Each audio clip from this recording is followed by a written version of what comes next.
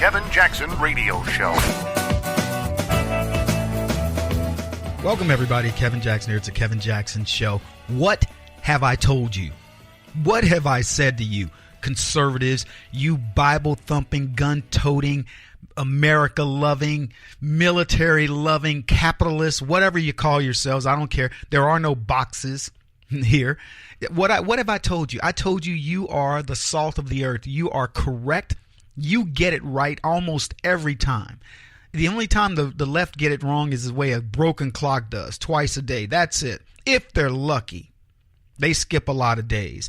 And we've been warning them. We've been telling them all about their crooked nature, that they have no core. They have no morality. They have no ethics. They will appoint, select, elect, you name it, anybody who will promise them whatever they want. And these people have been ripping them off, ripping off this nation, pulling the biggest shenanigans on the planet. And we warned them.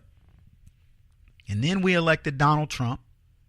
We proved to them that we were willing to put our money where our mouth is. And even though they've got Donald Trump under attack, I told you guys months ago, I said the minute they opened up that Russian investigation and they asked for a special counsel, I said this can only go one way.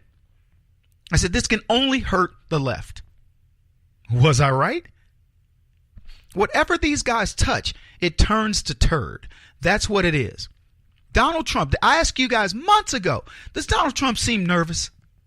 I said, you know the demeanor of the man. This is a dude who has been vetted better than any presidential candidate outside of George Washington. You couldn't do more to say, well, what's he been up to? They looked at his records across the board. Donald Trump is a matter of public record. That's what he is.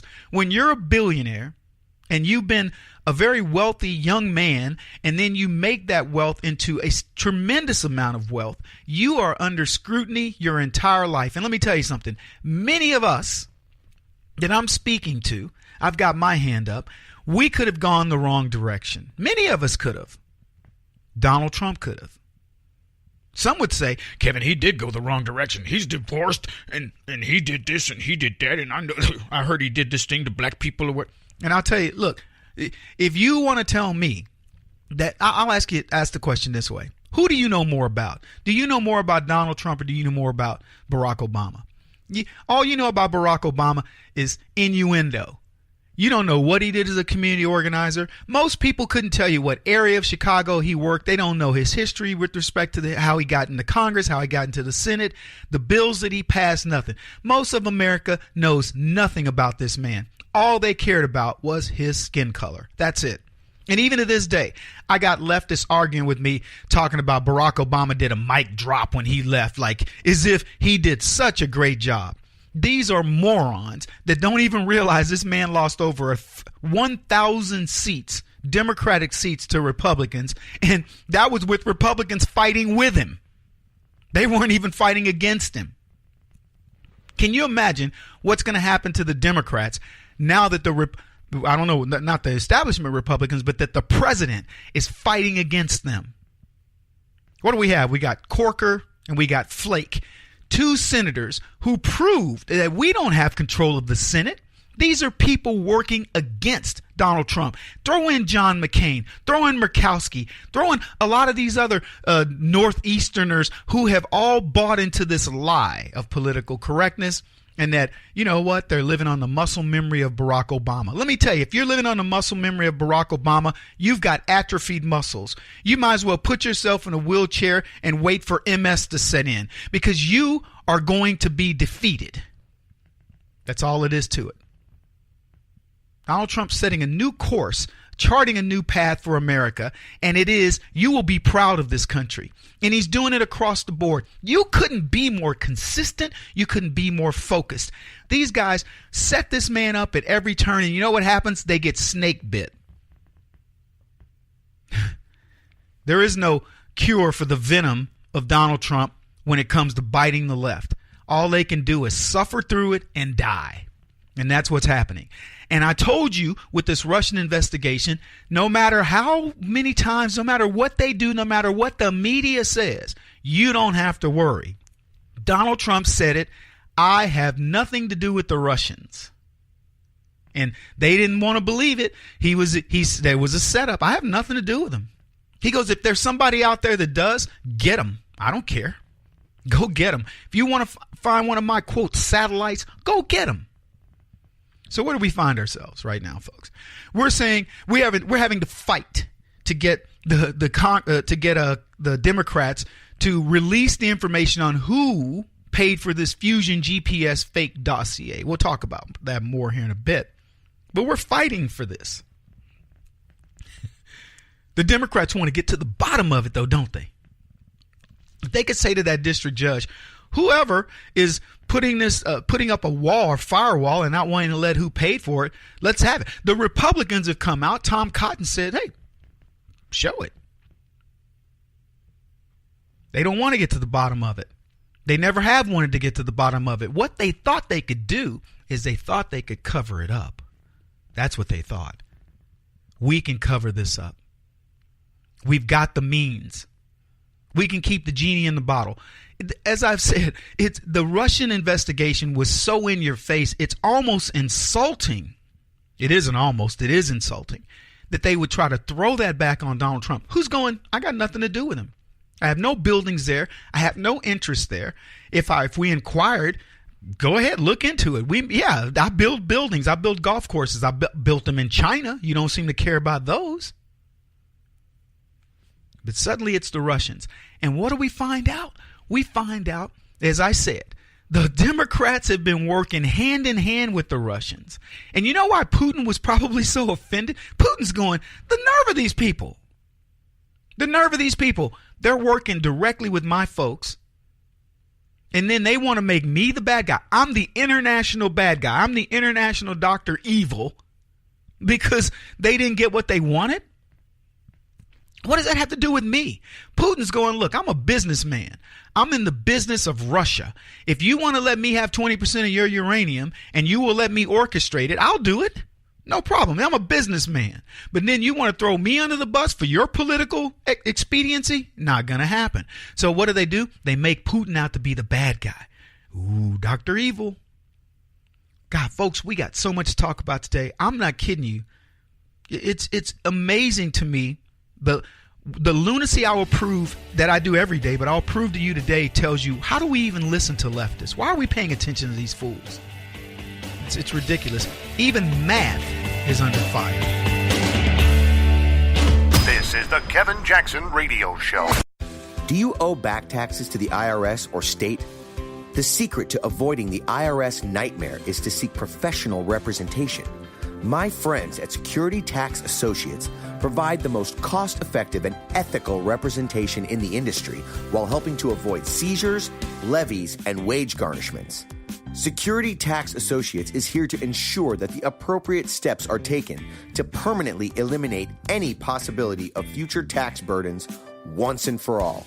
For a free, no-obligation consultation, contact Security Tax Associates, 844-779-4177. That's 844-779-4177.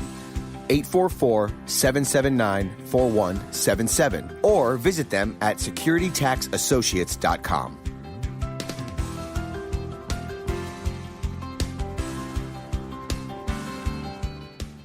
Beth Cook Moranville, author of Closer Than Your Breath, a book of hope. Hope, that wonderful, wonderful four-letter word that you may feel completely out of. I wrote this book to give you great hope. It's not too late. If fetal position is an all too familiar place for you, I understand. If the next 60 seconds are too long, this book is for you. Wherever you are right now, whether you're dealing with divorce or death or sickness, take hope. You are going to make it through this pain. Don't roll your eyes. I've walked this road and I know it. The best is yet to come. Closer Than Your Breath, a book of hope from author and speaker Beth Cook Moranville. Can be found on Amazon.com or Kindle.com. For more information, visit closerthanyourBreath.com or on Facebook at Closer Than Your Breath.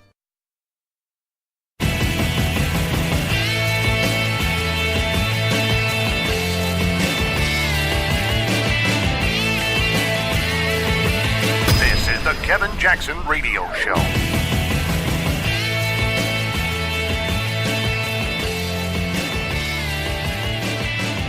Welcome back, everybody. Kevin Jackson here. It's the Kevin Jackson Show. KJRadio.com. If you want to call the show, 844-551-8255.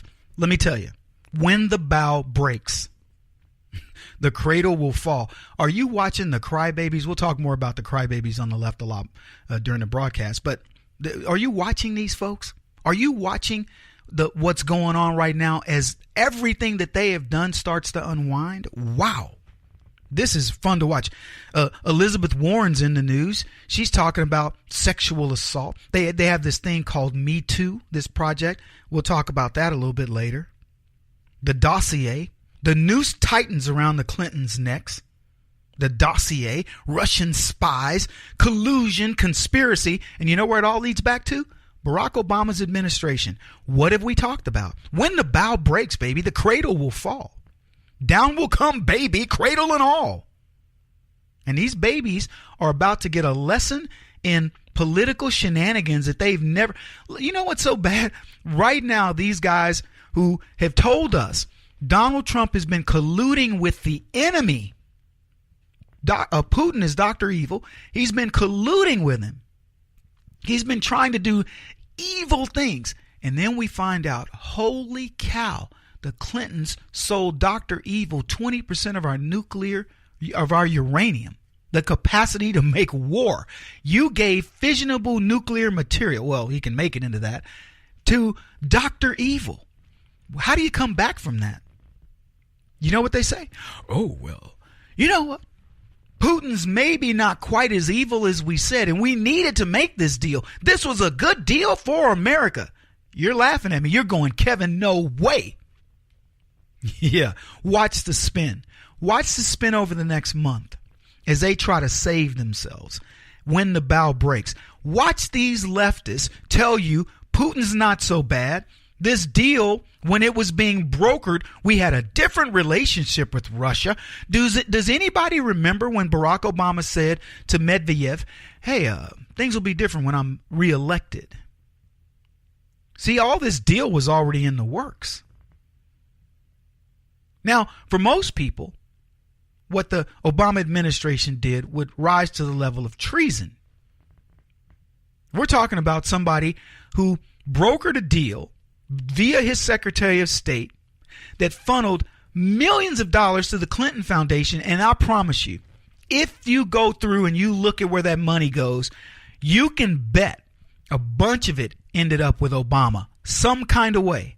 I don't know how. I'm not an investigative reporter. I just throw out ideas. Barack Obama's not going to let this happen unless something was negotiated between him and the Clintons. There was a graphic of Barack Obama and Bill Clinton playing golf together. And Clinton's talking to Obama, and Obama's got this look on his face like of an inquisitive look. Don't be surprised if that was the day when Bill Clinton laid out the strategy of how the Clinton Foundation can help get Barack Obama set up and isolate him from whatever ills that may hit him. Don't believe for 1 second these people are not in cahoots. They may not like each other personally, but you know what they have a real love of? Your money. That's what they have a real love of. So you've got everything you can possibly have, intrigue, etc. You have Alyssa, you know what, Alyssa Milano, the anti-Trump D-list actress who's broke, you know what she had the nerve to tweet? Why are we digging into this dossier story? What does it matter if it wasn't the true blah, blah, blah? She's essentially downplaying it. And I tweeted back to her, what would you be saying if everything that were happening were going against Hillary Clinton and it was Donald Trump doing it? You know what you'd be saying. She's like, why are we looking into this? We don't need to look into that. There's no reason to look into it. I mean, what's it matter if it was targeting Republicans? I mean, it's no big deal. Yeah, it is. They used it with the idea that that there was something shenanigans going on with Donald Trump. They issued FISA orders to look in all of his people so they could go into their knickers, check out their underwear drawer, as it were, and they found nothing. And meanwhile, we know exactly what it meant. The dossier was a lie. And what did we find out? The FBI funded it under Comey. We find out Obama knew about it. We find out that all of it that was a lie now points back to who? Podesta and the Clintons. And Alyssa Milano, anti-Trumper, doesn't want to believe the reality of what she knows. She knows the reality. And by the way, so do all these other leftist people. Don't let them fool you. They know the reality. And they don't want to face it. They don't want to come to grips with just how crooked this is. They have been pointing the finger of Russia at Donald Trump and saying, we're covering for him. We don't want. Every turn, the Donald Trump Jr. says, look at my emails. I forget the other guy, Carter or something. Look at my emails. Everybody, go ahead. Look at the emails. Donald Trump Sr., do whatever it takes. I don't care what satellite it involves. If they're involved, they'll be gone. Everything on the Republican side says do whatever due diligence you need. Put a special counsel together. You know who they chose? And I warned the people about this. I said, when Comey gave good reports on Robert Mueller, he's an amazing guy. There's nobody more upstanding than Robert Mueller. And you know who's involved in this scandal? Robert Mueller.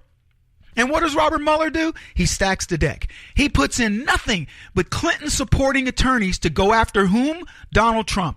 They go after Donald Trump, and what do they find? Nothing. And what did I tell you? It's going to spin back on them. And what happened? It did. And now the left go, well, it's not that important what the story was really about. Oh, yeah, it is. So ask yourself a very simple question, folks. It's easy to do. My job is not that difficult. What would the left be saying if Hillary Clinton were the one that we called special counsel on, and she said I didn't do anything, and it was proving at every turn that she wasn't, and then they found out that we concocted a fake document to go after her? What would they be saying? I'll give you just a second to think about it. Okay, forget it. You know what they'd be thinking and what they'd be saying. They'd be saying, no, we got to dig in. But you know what? Fusion GPS doesn't want to give over the data. They don't want to tell you who paid for it. We know who did it now. The Clinton campaign, the DNC, in collusion with the federal government, the FBI. But no story there. No, not for Alyssa Milano, not for Mark Ruffalo. Not for all those leftists who are anti-Trump. Mr. Stupid. He's too stupid to be president. Well, what about Hillary? Is she too crooked to be president? Is Barack Obama too crooked to be president? Wow, man. This is huge, folks. It doesn't get any bigger than this.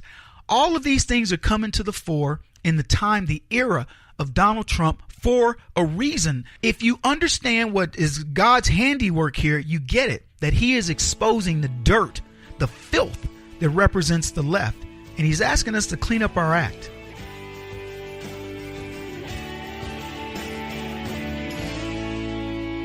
This is the Kevin Jackson Radio Show.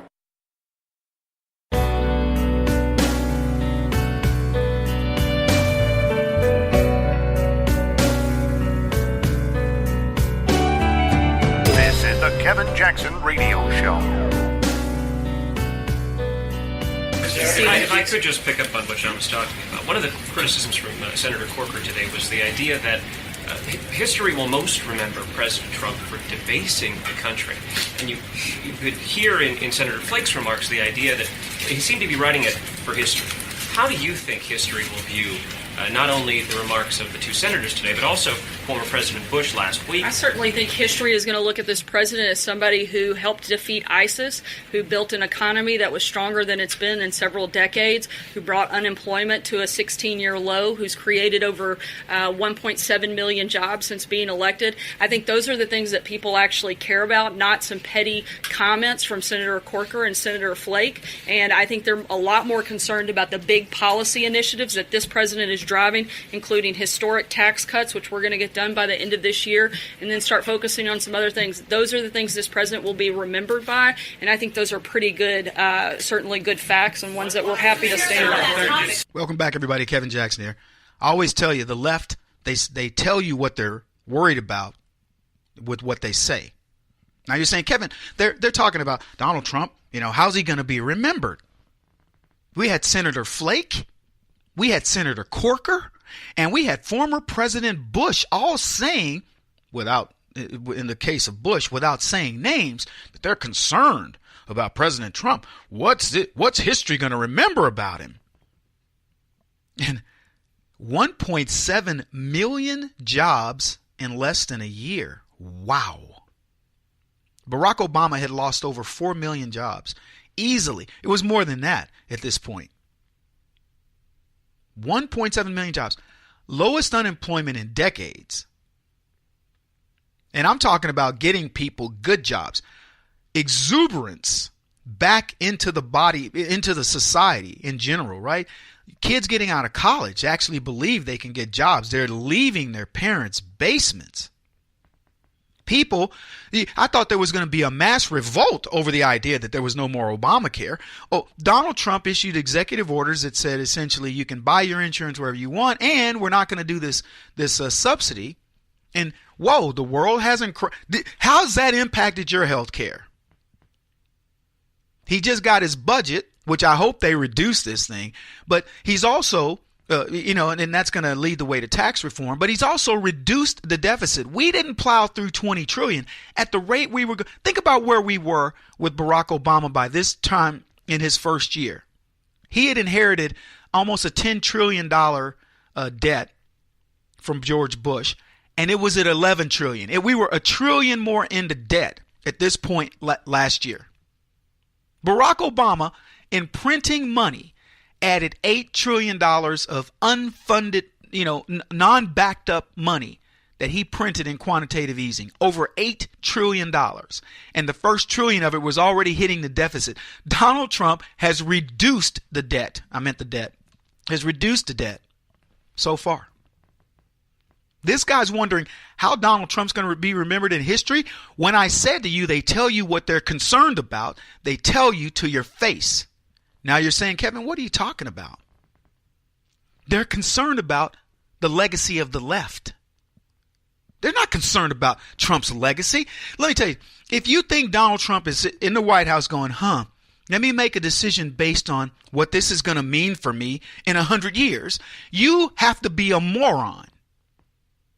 This man doesn't care what you think. Donald Trump doesn't care what you think about him now. So what do you think he thinks he's going to care about in 100 years? And the reason why I know this is because I know what's inside of the minds of these men. I've worked with them. As a management consultant, I've talked to these guys, some of the biggest names in the industry. I never met with Tillerson, but I met his number 2. I met the guy who runs the business for all of BP internationally. That's British Petroleum, the second largest privately held company in the world. I know how these guys think. Number one, they don't care what you think about them. I'm going to do my job. I'm prepared to do this job. Now, I'll take your inputs. But if you, man, he's a terrible boss or whatever. You're okay, great. You're fired. Give me somebody in here that's going to do the job that I want done. End of story. There's no emotion in it. You say, I can't stand Donald Trump. He doesn't hate you. He just goes, okay, well, no problem. Boom, you're out of here. I want somebody in here who's going to listen to me and who's going to take what I say. It isn't a yes man, but he's going to listen to my ideas. If you want to come back with a counter, if you want to say, Mr. President, I disagree. I think we should at least entertain this as a strategy. Give that some thought. Yeah, it's a good idea, Kevin. But if you go, you're a moron, man. I can't stand you. You should be doing this. You're out of here. Nobody wants that.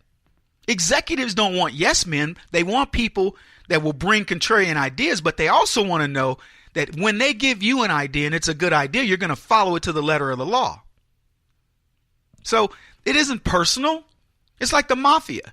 the mafia, it's like what Joe Pesci says. It won't be a stranger that kills you. It'll be your best friend. And you know why? Because it'll be business. That's the way they go. It's just business. Guys like Trump, it's business. Either you're part of the solution or you're part of the problem. It's that simple. And I'm not going to put emotion in it. Well, he is your brother-in-law. Look at what happened to Fredo. Right?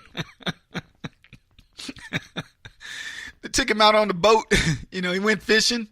They wouldn't let the little boy go with him. He normally went fishing with his uncle or whatever. That was that. Fredo was no more in the Godfather series. So Trump looks at it as, man, this is business, but he's not. I've got a problem to solve today. And you want me to be worried about what's going to happen in 100 years? Businessmen don't think well, I wonder what my legacy will be. They're concerned about the 2-year and the 5-year plan, period. And not as it pertains to them, but as it pertains to, is this business going to be viable? So this knucklehead is worried about Barack Obama and the leftist and what is going to be their legacy. What will they be looked at? You want to know why? Because these are the people that told you, Americans who voted for Trump and Americans who support conservative values, that leftism works, and your election of Donald Trump has crippled the nation. It's going to cripple the stock market. It's going to torpedo everything. You screwed up. We're the intellectuals. We're the intelligentsia. You're the idiots, and you voted in an idiot who graduated from Wharton, took $1 million and made it into X number of billions of dollars, and run successful organizations. But you are idiots for electing that Wharton graduate, successful billionaire businessman idiot. We're the smart ones because we elected a community organizer who failed.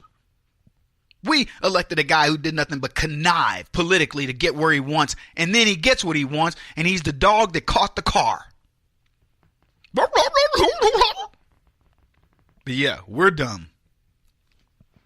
Only in the time of Trump would 2 rhino senators hang themselves, out themselves. We get a glimpse, folks, of just how anti-American, anti-conservative, anti-Trump these senators are, and how many other Democrat senators hide behind that R.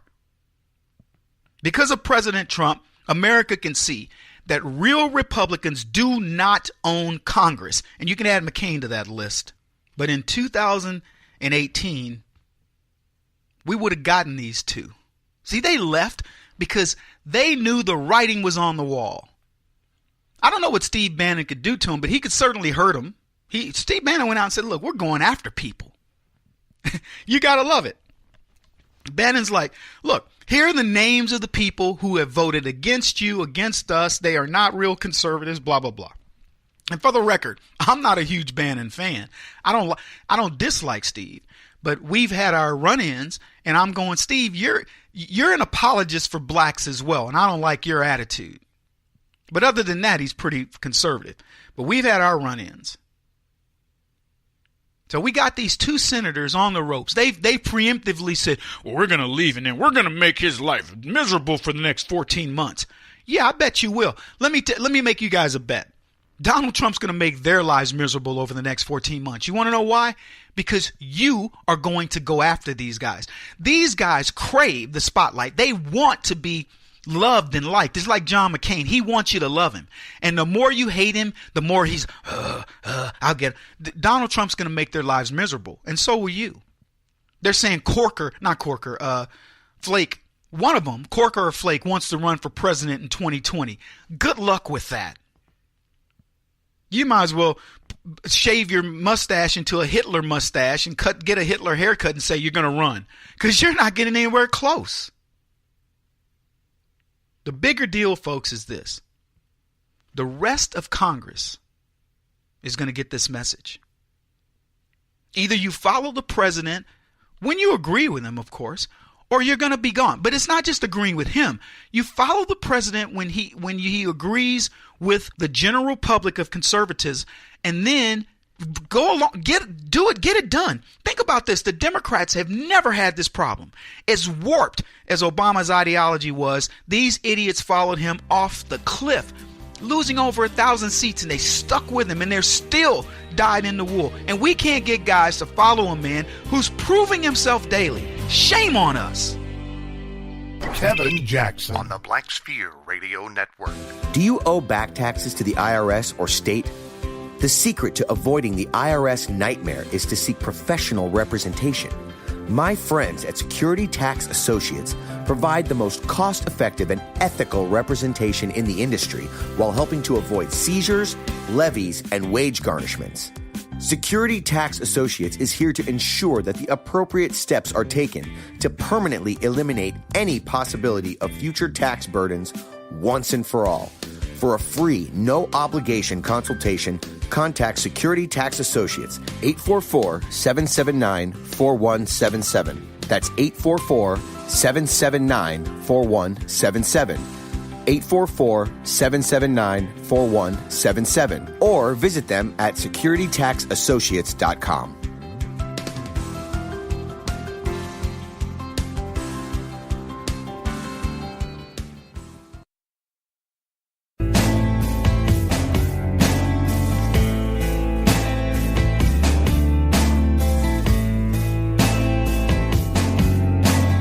Putting an end to identity politics. This is the Kevin Jackson Radio Show. Welcome back, everybody. Kevin Jackson here, KJRadio.com. If you want my book, it's racepimping.com. And I got to tell you, the state of America saddens me. How do we not get through the leftist? I mean, look at everything that's happening around us and ask yourself, how do they not see this? Now, before you get too deep into it, understand you live in a world where sanity prevails. You watch TV, you go to various sites that, give you enough information for you to discern where things really are. The left live in an I call it a cocoon of ignorance. They don't want to be anywhere near sanity. They watch only MSNBC and ESPN. Rachel Maddow is a goddess to them. They don't want you to tell the truth. Why would I want to know the truth about a guy like Barack Obama, a person I idolize? You know what I liken it to? If you've never seen the movie Malcolm X, I do recommend you see it. Denzel Washington is phenomenal. And Malcolm X finds out that the Honorable Elijah Muhammad is not who he says he is. He's going around getting young girls in the Nation of Islam pregnant, sleeping with these young girls, and making them have babies. And when he's confronted, when Malcolm X says, the brothers are talking about you, sleeping with these young girls, and he says, yeah, he goes, that's my job. I'm to spread my seed throughout the community. And so he lures, he's a pedophile. He would lure these young girls, say, I'm the leader and you need to sleep with me for this reason. And he's worse than Harvey Weinstein. The number of children fathered by Elijah Muhammad rivals some of the worst people in the country. He did it under the ruse that he was some worthy leader of the Nation of Islam. And that's the group that Farrakhan took over. That's the group that killed Malcolm X as he finally got clarity. Malcolm X, he's a bad guy. No, he wasn't. He was a man who was under an ideology that he believed in, that he learned in prison, and it got him through a rough time. And when he got out of prison and he understood it and he got into the deep, dark recesses of it, he found out it was a lie. And then he went around the world and he went to Mecca and he found people of all colors that were worshiping the way he worshiped, thinking of the religion as he did, not the evil white man. And when he came back and he said, I'm a changed person, the Nation of Islam killed him. And the theory is that the guy who runs it now, Farrakhan, is one of the assassins. That's the religion that these guys want to point to. I mean, how do we not get through the leftist?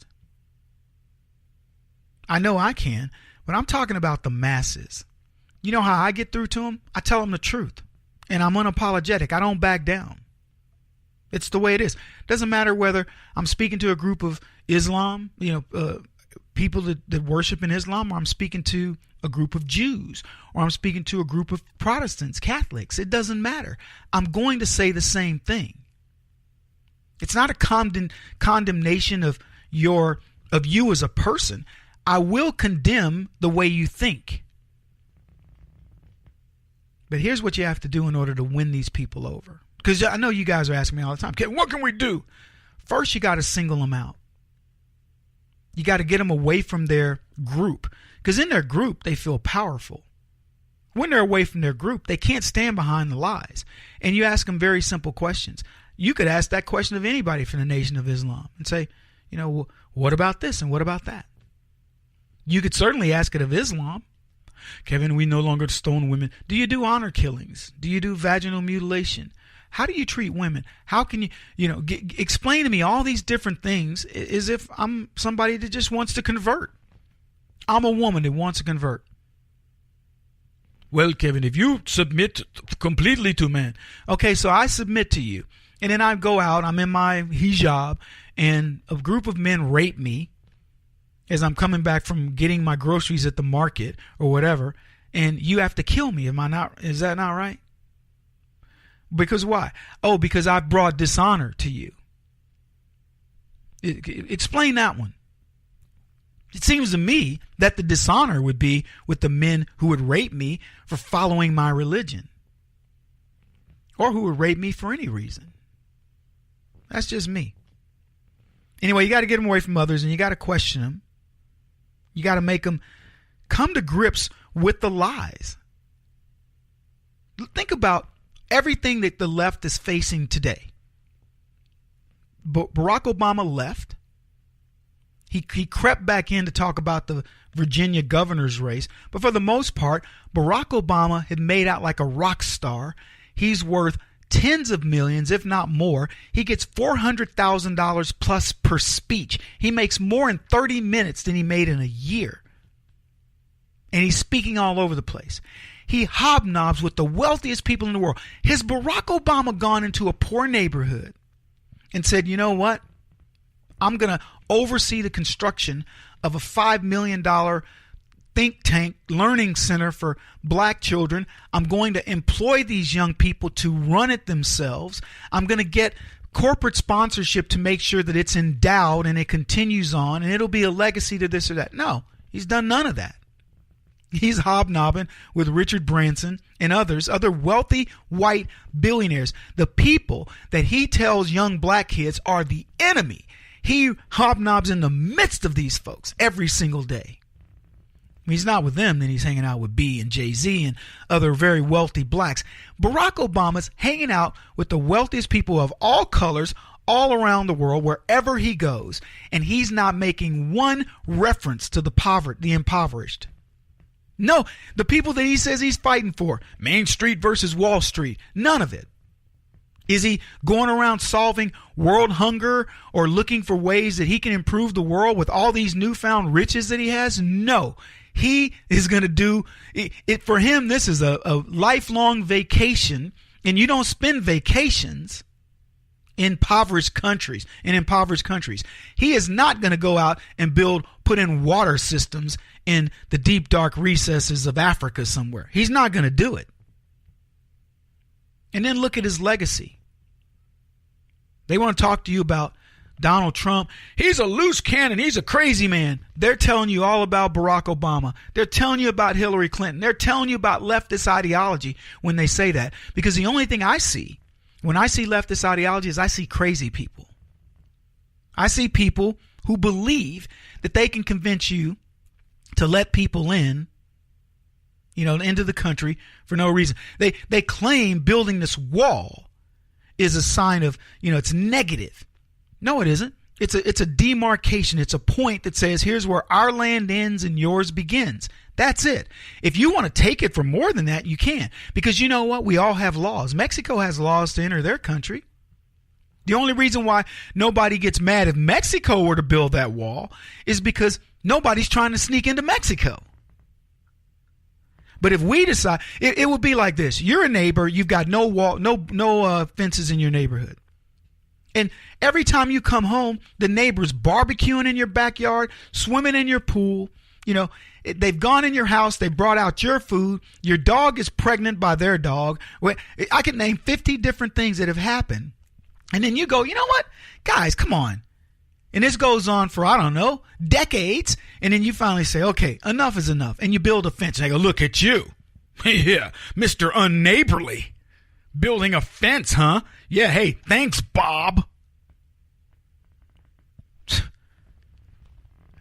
How else? I mean, I got 1,000 ways I could give you scenarios of how this is silly. The proliferation of Muslim attacks around the world. I did a story the other day about attacks in Germany are up, 900? They had 900 attacks this year.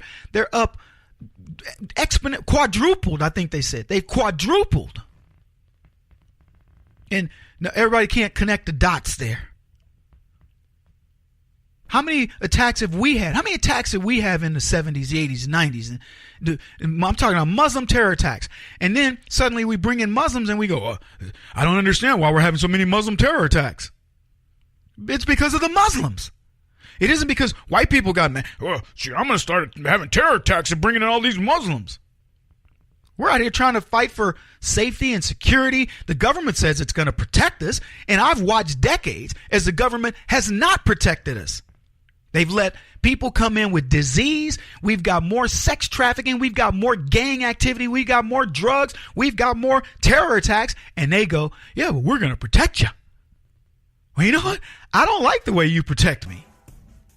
I think we could do it better on our own. I'd rather have militias protecting me than you. I'm going to have to leave it there. We'll be back again in a bit. He won't stop until he's the top-rated radio talk show host in America. What kind of weird competitive freak are you? This is the Kevin Jackson Radio Show.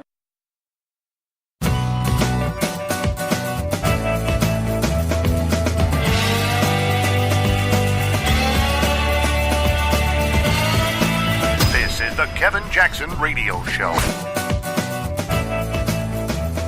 Welcome, everybody. Kevin Jackson here. It's the Kevin Jackson Show. KJRadio.com. They say that we should be worried about President Trump's stability. And I'm going to get back to that in just a second. Here's what I want to say first to you conservative Americans, you God-fearing Bible thumpers that I love so much. The United States, a country so great that even those who hate it refuse to leave. That's what you're responsible for. These leftists talk about how bad it is. They tell us, it's horrible, yet people want to get in here. It's so horrible, we have to build a wall to keep people out. It's so horrible that we have to have an immigration naturalization as part of the Department of Justice that can try to keep up with people when they get here, because they get here and then they want to just disappear because they don't want to go home. That's how bad it is. Now, see, as you contemplate that, you should be thinking about how leftists view logic. It's like Yogi Berra. You don't want to go to that place. It's horrible, right? Nobody goes there. There's too many people. Isn't that what he said? Something along those lines? The comments that make no sense, that's what leftism is all about. Another hour, I will regale you with stories of just the most imbecilic thinking, the craziest logic, and leftism never sees it. And that's the question you have to ask yourself is, what makes you not see something? How do you get so blinded that you can't see the obvious? For example, we're talking about this uranium one, this Russian deal. I told you guys from the I'm going to let you in on a little secret. Now, I may have said it before, but here's the secret. The left tell you who they are. They tell you what they're going to do. They give you the game plan. They put it right in front of your face, because what they do is they accuse you of it. The Hillary Clinton campaign accused Donald Trump of being in cahoots with the Russians, knowing that the Hillary Clinton campaign was in cahoots with the Russians. If it isn't clear to you now, I promise you in the next couple of weeks, it will become grotesquely evidently clear. That's what they do. They tell you, Donald Trump, he's an idiot. Because they're telling you Hillary Clinton's an idiot. Go back and look at Hillary Clinton's background and give me anything that tells you she's ready to be president of the United States. Anything. She watched her husband do it. Yeah. She watched her husband allow Newt Gingrich's Congress to help make him probably considered one of the better presidents, because he implemented policies of the conservatives. And he did it in such a way that he didn't even get credited for it in a negative way. That's how good Bill Clinton was as a politician. And so Hillary watched him. Good for her. So I'll tell you this. If you have a woman who watches her husband's business in whatever shape, form, or fashion, would you let her run your business? Would you say, she watched, Candy Carson watched Ben Carson do brain surgery. You want her to do pediatric brain surgery on your child or your grandchild? Hillary Clinton has no claim to fame to be president. In fact, she is dumb. I'm not saying she's the dumbest person on the planet. She's very smart at making you believe she's smart. I talked to you guys a while back about Hillary Clinton and told you what Hillary Clinton does in debates. She doesn't answer questions. She doesn't give you real policy positions. She gives you political positions she's been fed that she remembers. And most of them contradict who she really is. They do. Hillary Clinton is technically dumb when it comes to just saying, what do I really want to do? She is good at using advisors and things like that. And if they are smart, then she can appear smart. But I told you guys in the debate, you know what Hillary Clinton does? She learns the names of lots of leaders. She learns geography. Most people are dumb in geography. Well, I was talking with the president of Azerbaijan. That would be King Louis XV of Kentucky, Colonel Chicken Fried. And you're going, wow, that's impressive. She knows where Azerbaijan is, and she knows that it's the Kentucky Colonel Chicken Fried that's the president. And it doesn't matter what she says after that. You just go, she's got to be smart. What is she going to say? Well, I was talking to him, and we talked about our grandchildren in golf. And, it's interesting how you can come together with people over the craziest of circumstances. Okay, great answers to that question. Let's make Hillary Clinton, Miss America. Here she comes, Miss America. And she's done nothing. She said nothing. Oh, she ran the State Department. Really? She got people killed. How many people do you know? How many people do you know who can be put in charge of something? Get people killed. Don't even represent you well. Go to any part of the world and say, Hillary Clinton, Secretary of State. And if you don't get, some dude going, okay, what joke? You got cameras somewhere. You have hidden cameras somewhere, right? Hillary Clinton, we were not respected anywhere. North Korea, Iran, the Middle East, Russia, Europe, name it. Name me something she did that you go, oh, yeah, well, Hillary Clinton, man, that was amazing what she did. She did nothing. It's the illusion of somebody being something great. Why? Because that's the way people want. Look, if Hillary Clinton was a rock star, and when she started her campaign, she proved that she wasn't. She couldn't get an audience. At a black church, she went to a black church. I don't remember where it was, Baltimore, somewhere where there's a bunch of black folks. We did the article on it. They had the church would seat like 4,000. They moved up the curtains so that you couldn't see the entire auditorium. And they still, even with it shrinking it down to 1,000, they couldn't get 200 people. They didn't have 100 people in that event. At the height of Hillary Clinton's so-called popularity. But she's amazing. These people, they lie to you. They lie and open to your face. Hillary Clinton's amazing. She's the best politician ever. Look at her. She's amazing. They knew exactly the opposite. She's the least amazing, least qualified, on and on and on. She's the one we owe the most to.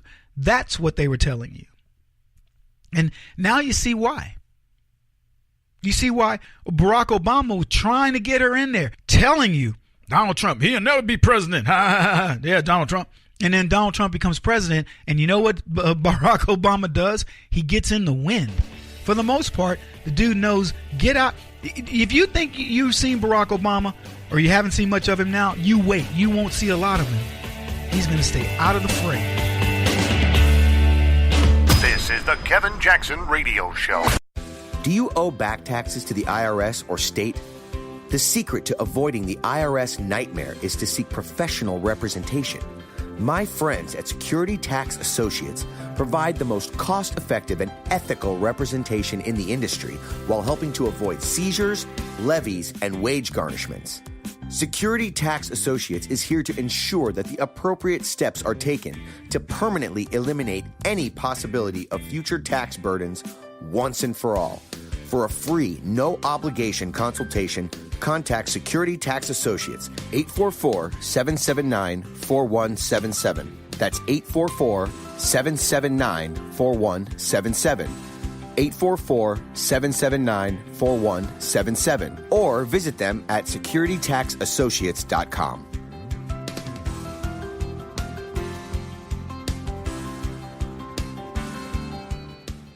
Beth Cook Moranville, author of Closer Than Your Breath, a book of hope. Hope, that wonderful, wonderful four-letter word that you may feel completely out of.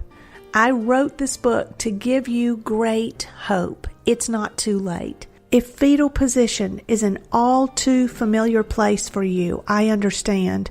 If the next 60 seconds are too long, this book is for you. Wherever you are right now, whether you're dealing with divorce or death or sickness, take hope.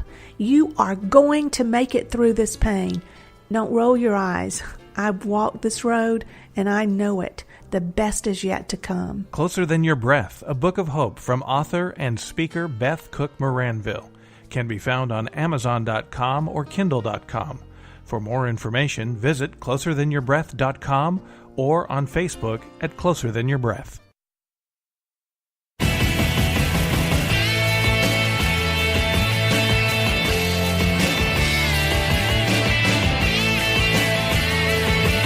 This is the Kevin Jackson Radio Show.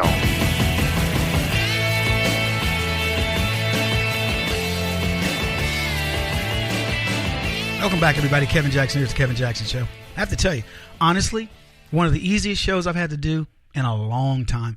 And the shows are easy for me anyway, because there's so much to talk about. I'll be honest, we have plenty. Every single day we have plenty to talk about. The only thing that matters is what do we decide to talk about? And sometimes, I'll be honest with you, I like covering obscure news. So, I'm not always going to be the guy to come to for, this is breaking or this is that. I like to dig a little deeper. But today it's easy because it's all about leftism. It's all about the crooked nature of the leftists and everything that you're witnessing with your very eyes. And the only thing I'm trying to do today, and what I try to do most days, but specifically today, is to make you feel good about your choice. Your choice to be a conservative. Your choice to follow the rules. Your choice to say, you know what, despite this government being against me, I'm going to hang in there because we're going to get the right people in the right places and we're going to do something about it. And what have we seen? We've got Donald Trump, who has upended 2 senators who said, I'm not running. Do you know what it takes to get 2 senators not to run for office when that's a practical shoo-in? You know what that takes? That takes some real chutzpah.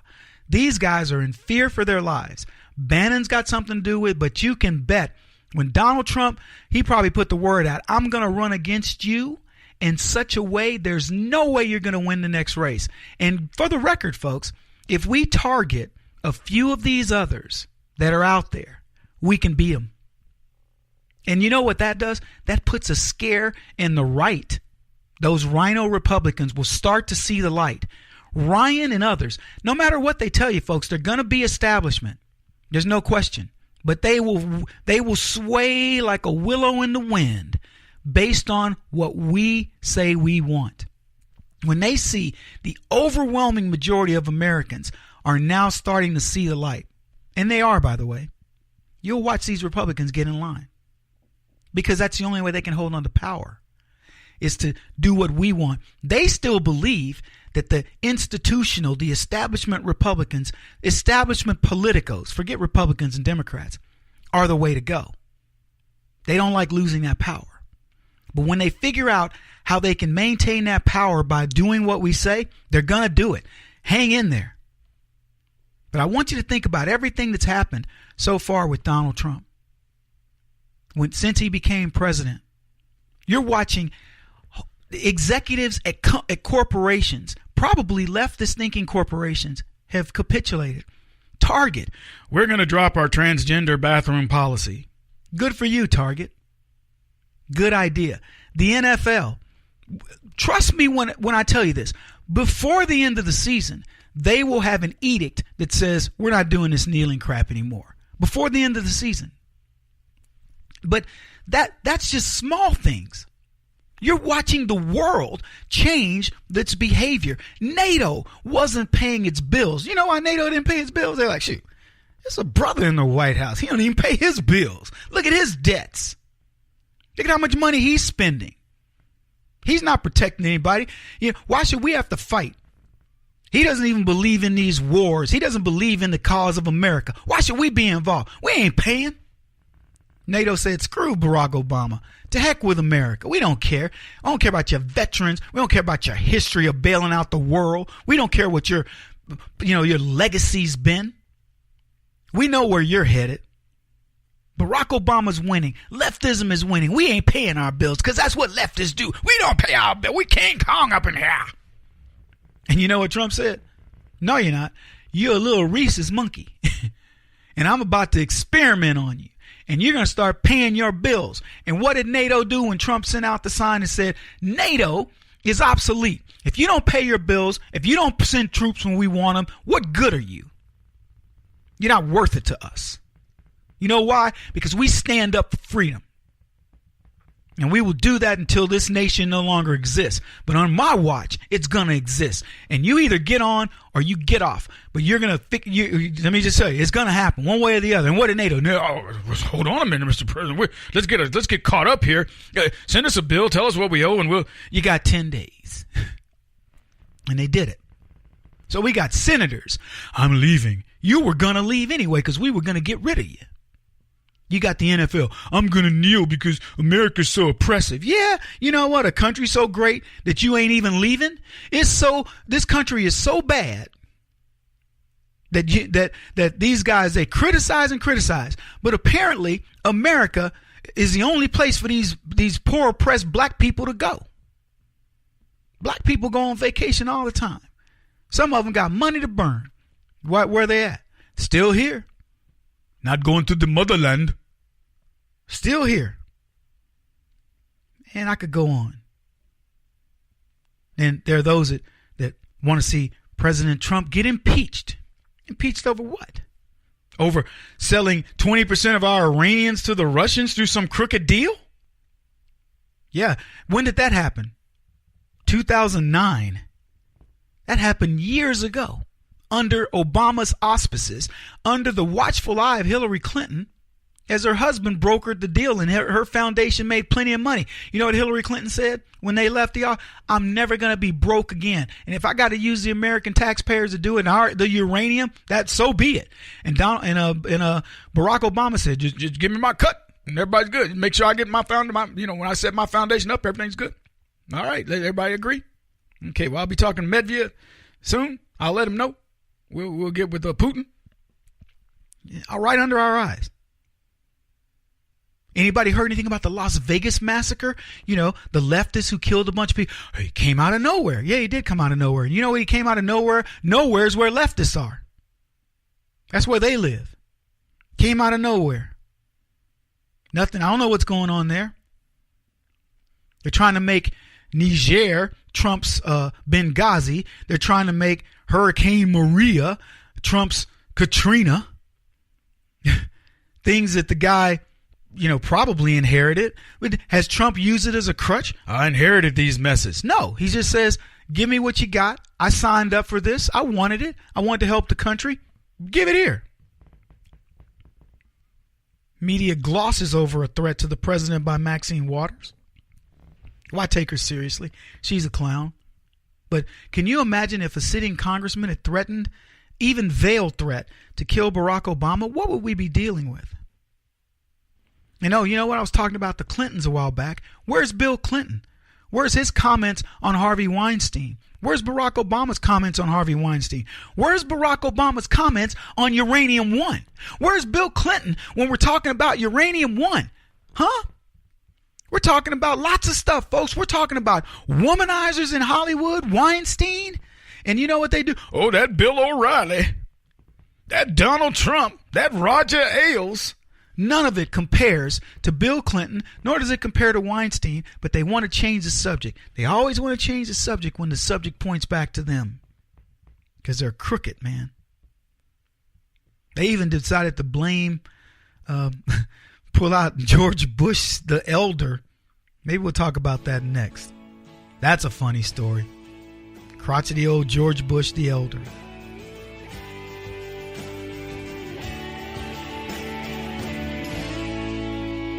This is the Kevin Jackson Radio Show.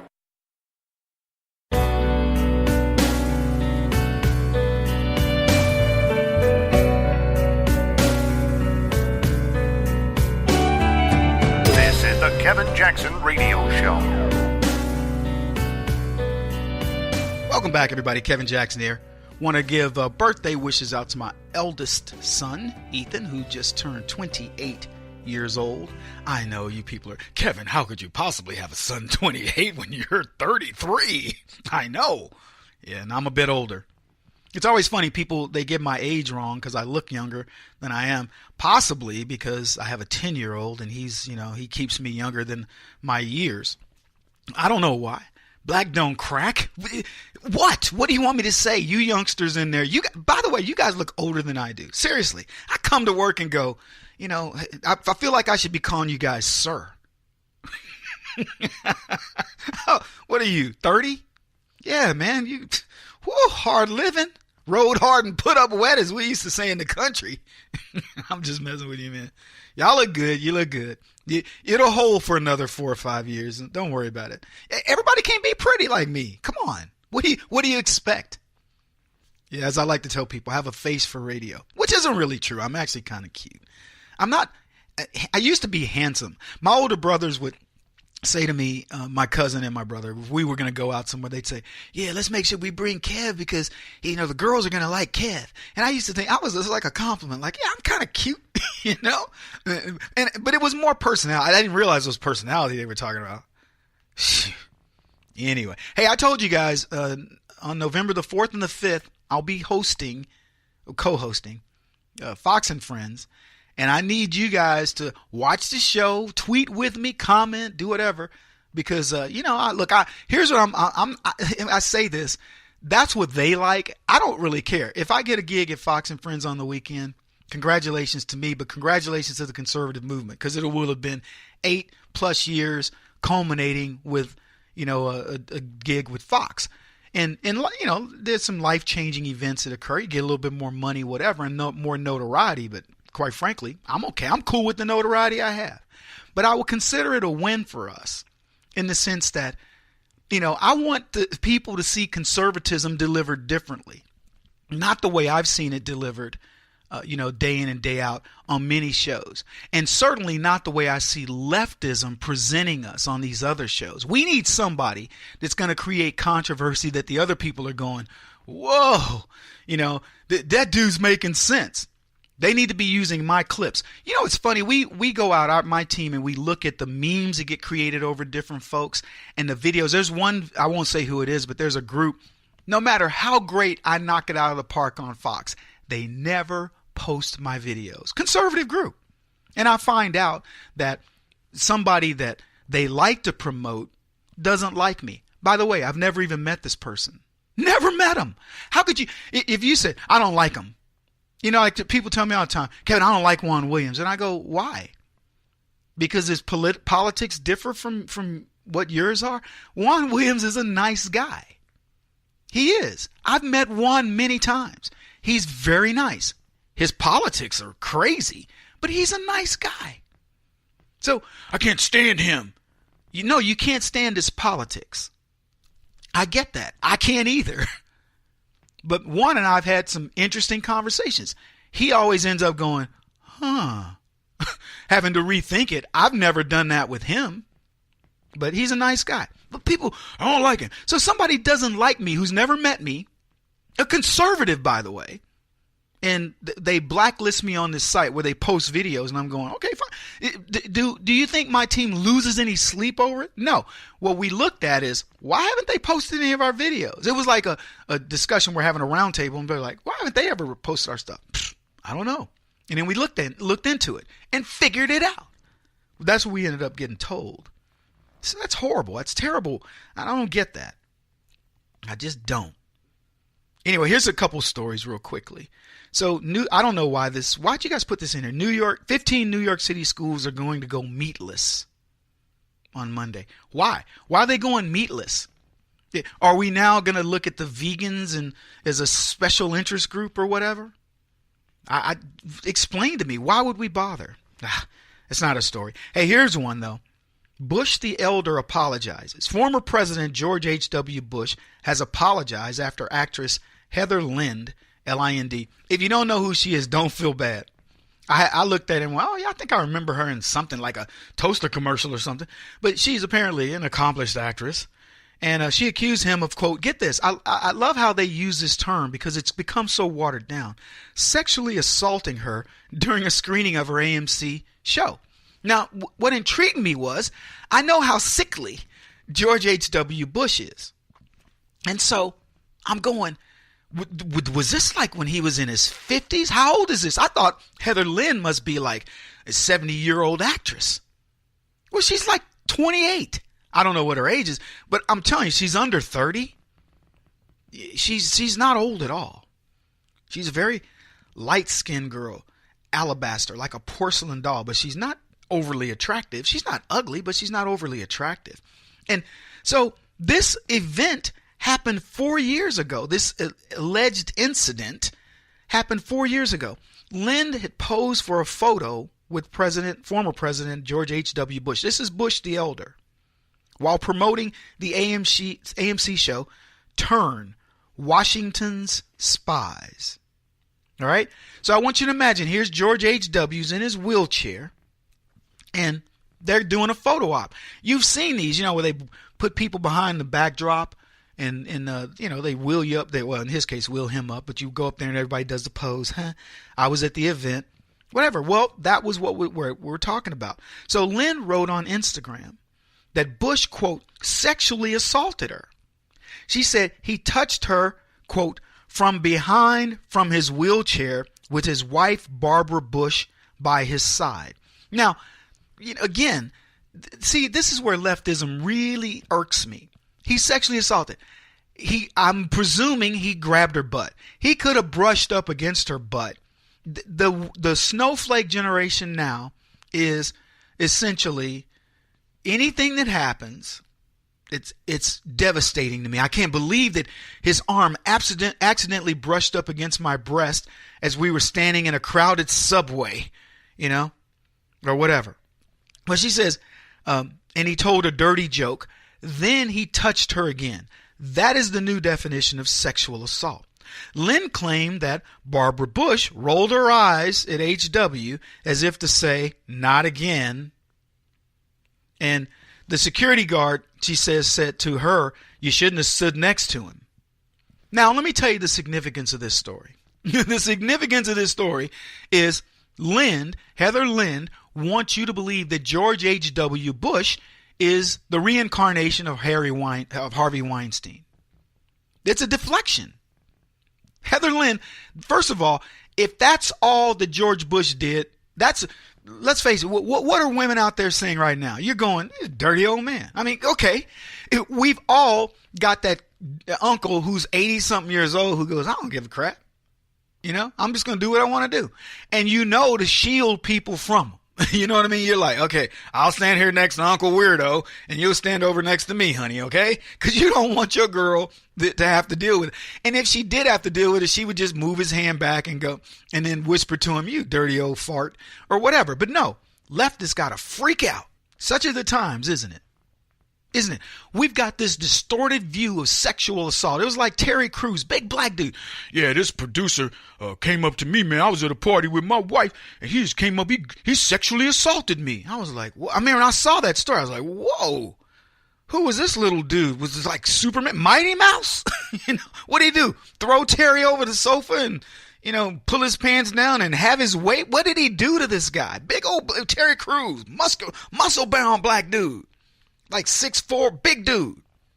And turns out the dude walks up, grabs him by the crotch and goes, wink, wink, wink, or whatever. I mean, look, don't misunderstand me. Don't come up and grab me by my crotch, some little dude. First of all, you're not going to get to do it. I have too much situational awareness. I'd have to have my back turned and the dude would have to reach around and go, ha ha, in which case he'd get a back kick, through the wall. But the point is, Terry Crews calls that sexual assault. No, it's not. That's a crazy little gay dude who decided he was going to poke the tiger, pardon the pun, and grab you by the naughty bits. And what do? I mean, as soon as something touches my crotch, the wind can blow against my crotch. And I'm like, whoa, wind, stop it. Don't go there. But this guy gets his crotch touched and he's all, what do you mean? And the guy just looked at me and smiled. I was appalled. I just got sexually assaulted. My wife watched it happen. You pansy. You got a dude that grabbed you by your crotch and you should have just braced him up and said, wait, let me put it to you this way. If I'm with my lady and a dude grabs me by my crotch, I'm not waiting till the next day. I'm going to go up to him and say, what's your problem, dude? Believe me, I'm going to put him in an angle where nobody can see that the next thing I do is going to make a difference. These people, they are completely screwing up the way people visualize and see things. And I'm going to tell you even more about this in the next hour. And I'll prove it to you how things are so distorted from the left. You don't have reality anymore.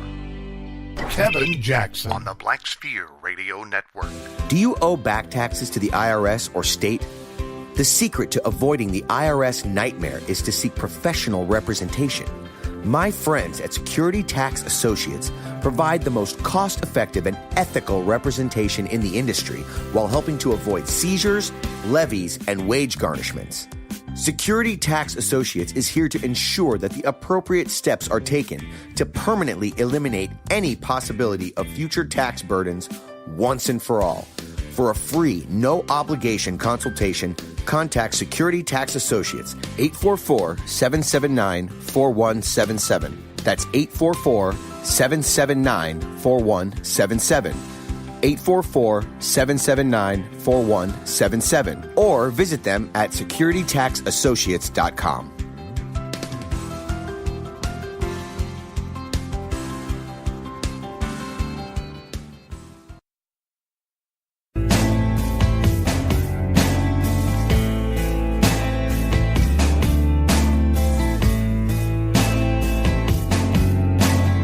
Putting an end to identity politics. This is the Kevin Jackson Radio Show. Welcome back, everybody. On the heels of the attempt by the left to switch the conversation from Weinstein to George H.W. Bush, dude's like 92 years old. They're saying, oh, he rubbed a woman's butt when they were doing a photo op somewhere in front of Barbara. The dude's probably got dementia. You don't even know what he's rubbing. He rubbed my butt and he told a dirty joke. Yeah, so does every 80-year-old invalid. Look, I'm not trying to tell you that men at any age can do whatever they want to women, but let's face it, that's nonsense. But what I do want to tell you is that there are so many Hollywood hypocrites, and they have big names attached to them now. I mean, they've become superstars. People like George Clooney and Matt Damon. And they sat down for an interview on Good Morning America with Michael Strahan. And Michael Strahan asked the tough questions, right? And I want to just let you hear their answers to Strahan.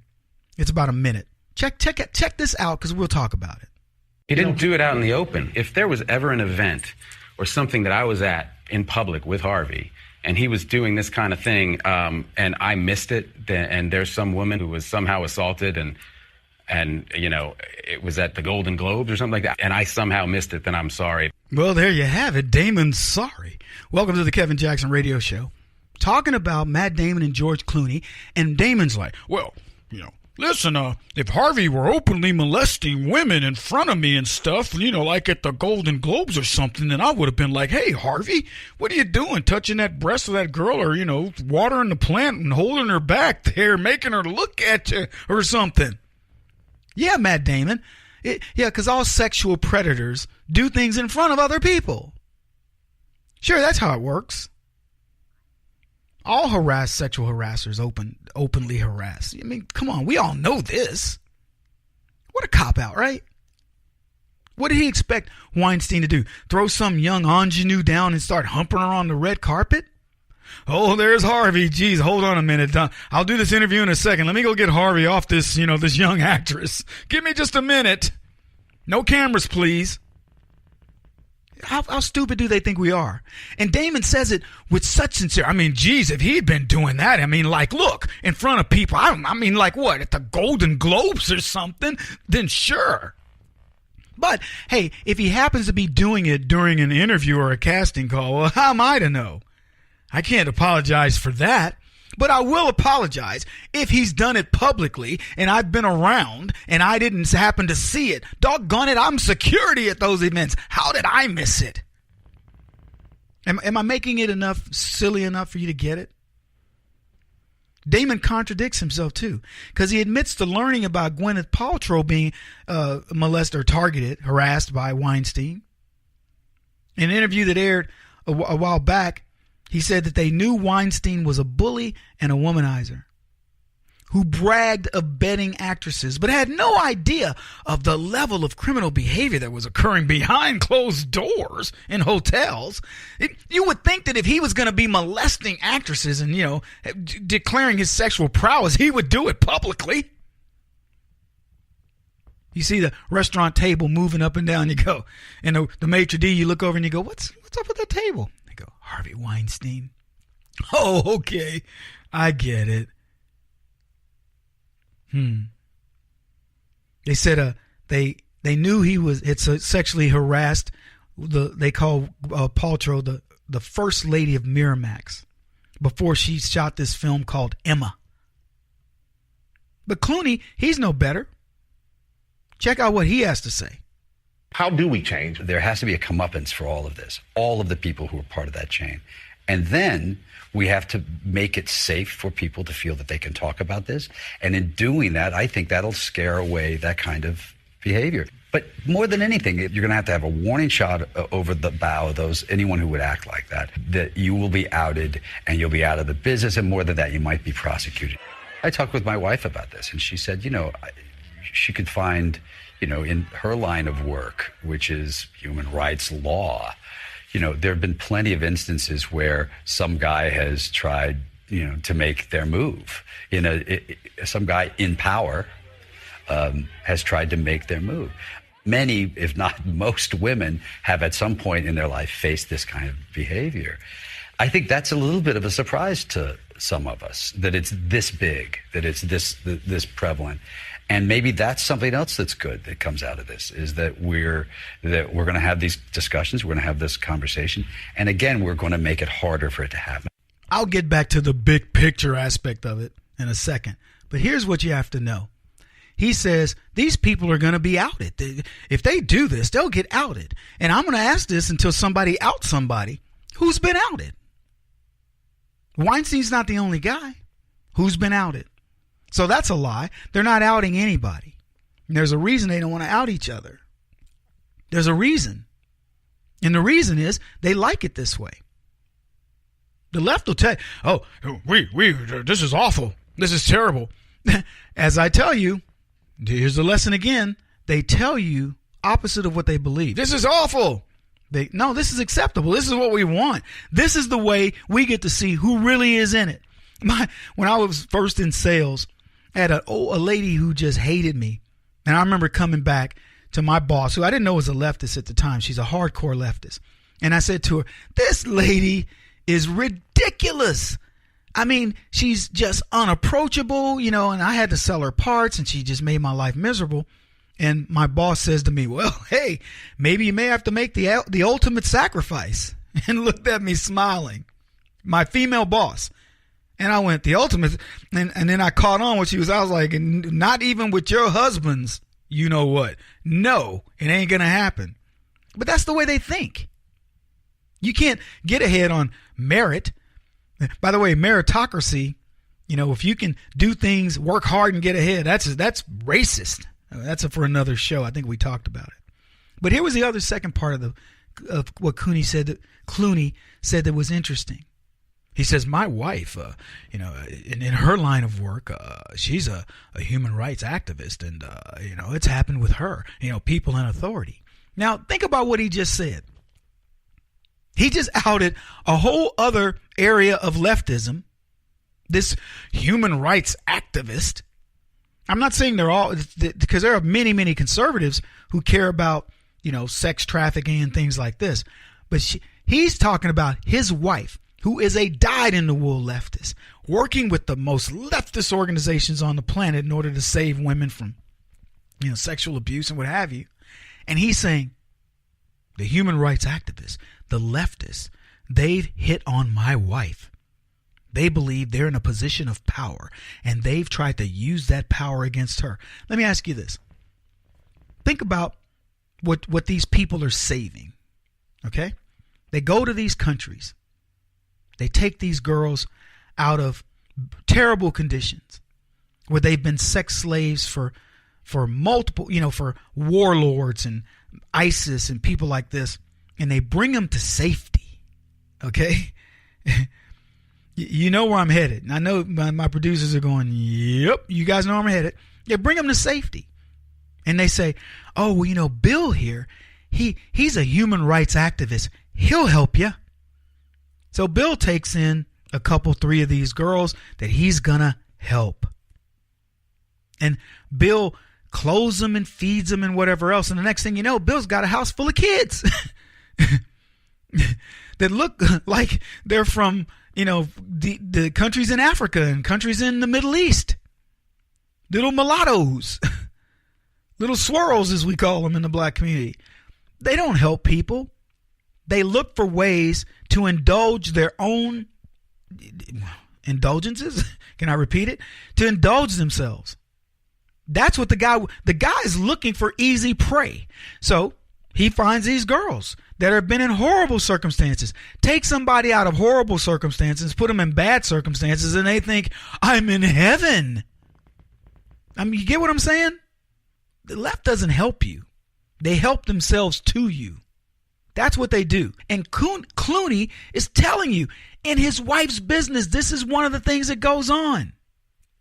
But then he goes on, he gives us all the pat answers. And at the very end, he says, this is something we can all learn from. Sure.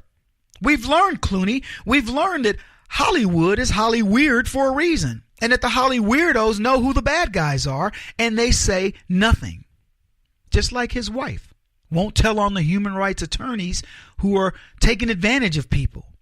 We also know that women are just as bad as men.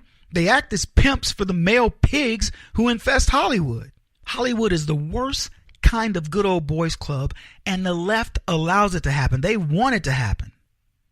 People don't want to talk about the stats in Hollywood. The fact that 23% of the Directors Guild are women, 11% are people of color, but they'll come chastise regular business for that stuff. He won't stop until he's the top-rated radio talk show host in America. What kind of weird competitive freak are you? This is the Kevin Jackson Radio Show.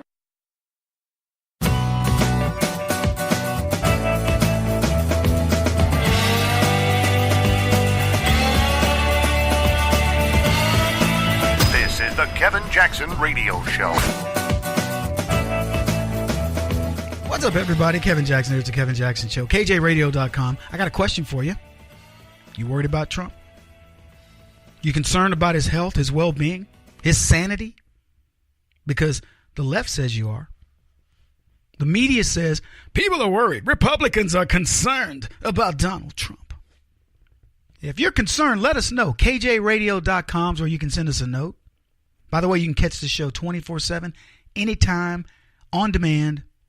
You miss it now, you want to catch it up later, you're working in the garage, fixing that motorcycle, fixing that Harley, mowing the yard, put it in your earbuds. You can hit the show anytime you want. Because I'm going to explain to you that the left is concerned about what's going on their side. The sanity. They said Hillary Clinton hurt her foot. Remember I told you guys the other day, I said Hillary was on crutches at Yale, and the media said nothing. Well, we did a little digging, and she hurt her foot, and they showed a toe, something she did to her toe, probably from kicking Bill's butt. You know, normally she wears them steel-tip boots. You remember those boots from the movie? I love this movie. I watch it every time it comes on, where Patrick Swayze plays a bouncer, Dalton. It's so cheesy. It's funny. You gotta watch it. You guys seen it? You know what I'm talking about. Wasn't it? It wasn't called Dalton. It was like anyway, I gotta tell you too, the blondie in that movie, whew, she's hot. Good looking girl. And of course she wants Swayze, but he's got the doctor who's a girlfriend, and he would never cheat on, the girlfriend doctor with this blondie who's after him, and she's the girlfriend of the richest guy in town who does what he wants. But anyway, the reason why I bring it up is because when Swayze was going to fight some guys, he noticed the dude had his boots on, and the boots had a razor in them. And it made me think of Hillary Clinton's shoes. Hillary's got some razor boots. She probably is like Wolverine. Hits a button and those claws come out in her feet, and Bill takes off running. Bill's on the phone. Epstein, you got to get me over to Fantasy Island, where they take all those young girls. Oh man, yeah, Hillary, man. Ooh, honestly, I don't like speculate. I don't care how people what they do in their private lives. I don't care if Bill and Hillary Clinton are married, not married, swingers. It doesn't matter. I don't care. But I will tell you, if I were Bill Clinton, there's no way, I repeat, no way I'm sleeping in the same bedroom with Hillary. I'm in my own room. That's like a panic room. To get to me, you got to call the intercom. Kevin? Yeah, what is it? Now, hold on a minute. I'm looking in the monitor. Who is it? Oh, yeah, what's up? It's time to eat. No, I'm good. I got a refrigerator full of food in here.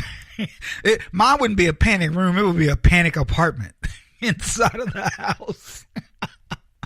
Come on, sir. Would you, after everything the Clintons have been through, you can't believe they have a real relationship. It takes a lot. I've seen these old couples who are together, and you know what's so cool about them? God, so cool. One will die, and then the other one will die 2 days later of depression or just, broken heart, whatever. So touching and so rare. Be honest, it's very rare. Most of us, somebody dies and you're like, well, when you die, it just means I'll get that beach house, from the insurance or what. It is. You're not thinking, oh, I'm going to die. And nobody wishes that, after I die, look, I don't want you shouldn't have to live a week. Wouldn't that be something? If you put in a prenup that if I die, you got to be gone within a week. Bill Clinton might go, do you think the Clintons would have married if they said, after I die, you got to be gone within a week? I don't think so. There are many things that could have prevented that marriage. That was a marriage of political expediency. It really was. And a good one. Let's not be mad about it, guys. It was a good one.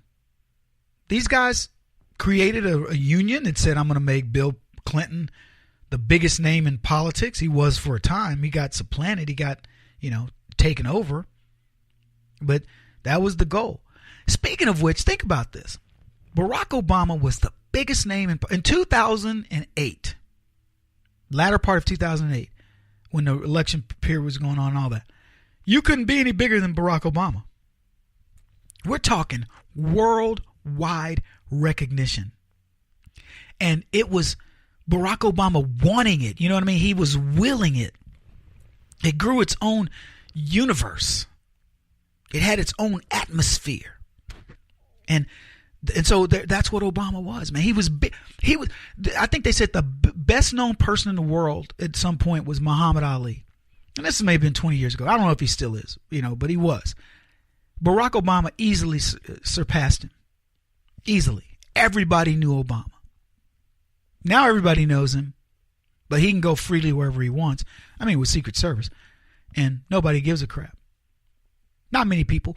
I'll never forget that last thing he did in Germany, and he gave a speech. There weren't 20 people in that room. I'm not exaggerating it.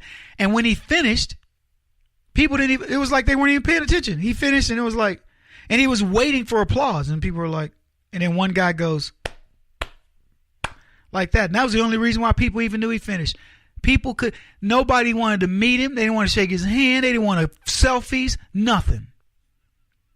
But now we have Donald Trump, potentially even bigger than Barack Obama. I don't know. I didn't take a poll, but I bet you as many people know Donald Trump as president than knew Barack Obama was.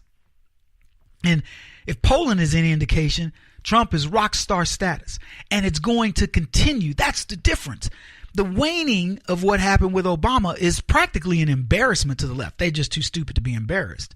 But Donald Trump is now like, whoa, and they know him. And here's what's most interesting. Trump didn't care. Trump didn't orchestrate it. He didn't say, you know what, this will make me bigger than life. People will know my name all over the world. People knew his name all over the world. Isn't that to me is so cool. It takes all the ego out of it. It takes I talked earlier about legacy. Donald Trump didn't care about the legacy. You know what Donald Trump believes? The legacy will take care of itself if I do my job. Barack Obama orchestrated a legacy. I will change healthcare, even if it's for the worse. I will make it work. This is the Kevin Jackson Radio Show. Do you owe back taxes to the IRS or state? The secret to avoiding the IRS nightmare is to seek professional representation. My friends at Security Tax Associates provide the most cost-effective and ethical representation in the industry while helping to avoid seizures, levies, and wage garnishments. Security Tax Associates is here to ensure that the appropriate steps are taken to permanently eliminate any possibility of future tax burdens once and for all. For a free, no-obligation consultation, contact Security Tax Associates, 844-779-4177. That's 844-779-4177. 844-779-4177. Or visit them at securitytaxassociates.com.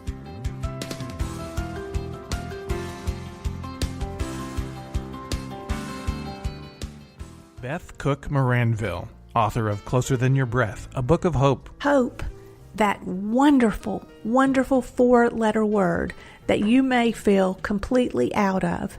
I wrote this book to give you great hope. It's not too late. If fetal position is an all too familiar place for you, I understand. If the next 60 seconds are too long, this book is for you. Wherever you are right now, whether you're dealing with divorce or death or sickness, take hope. You are going to make it through this pain. Don't roll your eyes. I've walked this road and I know it. The best is yet to come. Closer Than Your Breath, a book of hope from author and speaker Beth Cook Moranville, can be found on Amazon.com or Kindle.com. For more information, visit closerthanyourBreath.com or on Facebook at Closer Than Your Breath.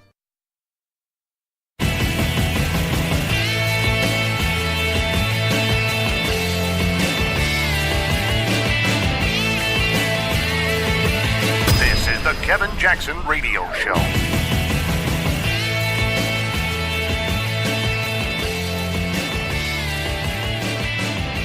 Welcome back, everybody. Kevin Jackson here. You want to know why Donald Trump there's no way he can fail.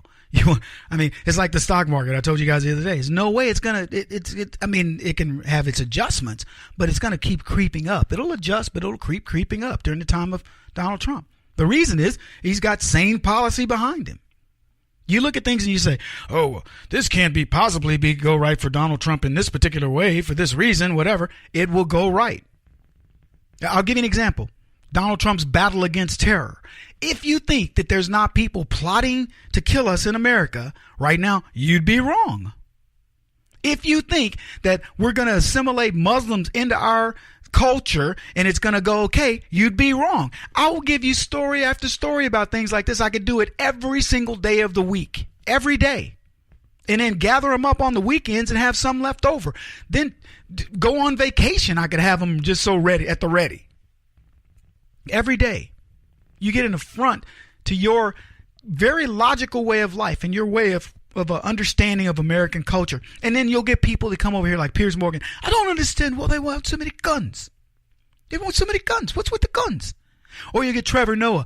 Oh, Donald Trump, he's a racist. I have proof he's a racist because I know what a racist is. And he's been here off 2 years from Australia. But he knows. He knows more than you about being. That's not what being American is about. We understood American to be such and such. That's not what we believe America is about. Because you don't know. You know how you know what being American is about? When you grow up with it, baby. When you're taught it. When it's ingrained in you.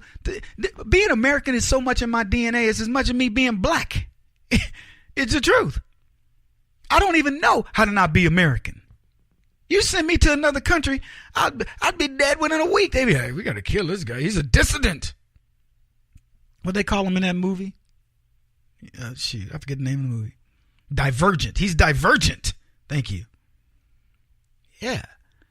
So because I don't understand. You're going to take this from you. I ain't taking that from the government. The government did this. I'm going to go talk. But every day, something is going to validate Trump. The economy gets validated. When he does the right thing, the economy moves. The stock market moves. Everything moves. The engine, it's like saying he added grease to the engine and the thing started running smoother. What? Leftists are going, he added grease to the engine? What kind of a foolhardy thing is that? You don't put grease in the engine?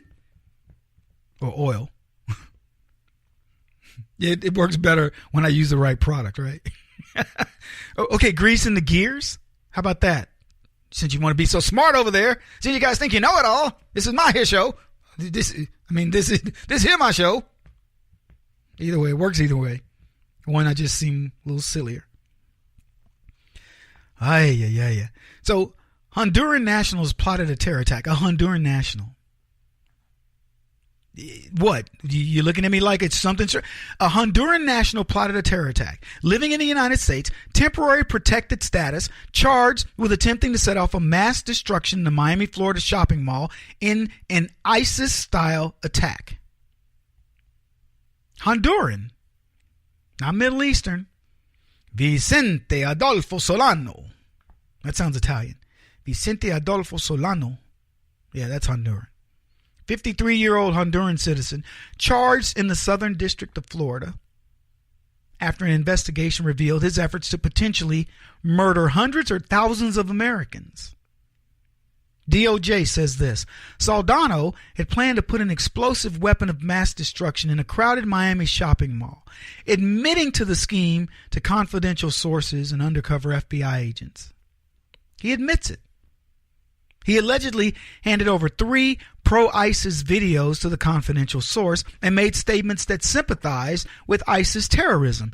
This is a guy who, under the policy of Obama, was vetted, brought into the country, given protected status so he could do what? Plot against the very country that was going to show him grace. Before his arrest, the foreign national obtained what he thought was a weapon of mass destruction, but it was a static, risk-free device. Brought it to the entrance of the shopping mall where he allegedly attempted to carry out the attack. Now, you know he did attempt to carry out the attack. He came to the U.S. on a tourist visa a decade ago. 2002, granted temporary protected status, prevented him from being deported for humanitarian reasons, according to the DOJ. Now, you guys say, Kevin, that's prior to Barack Obama. Sure it was. But Barack Obama's policies continued. They put an even better protective umbrella around him with things like sanctuary cities. He could do no wrong. This guy was free to move about the country and plot this stuff. And let me tell you something. If he had done this during the time of Obama, they would slap his wrist. He'd be back on the streets within a week. You want more craziness? I'll give it to you. A Pakistani father a father.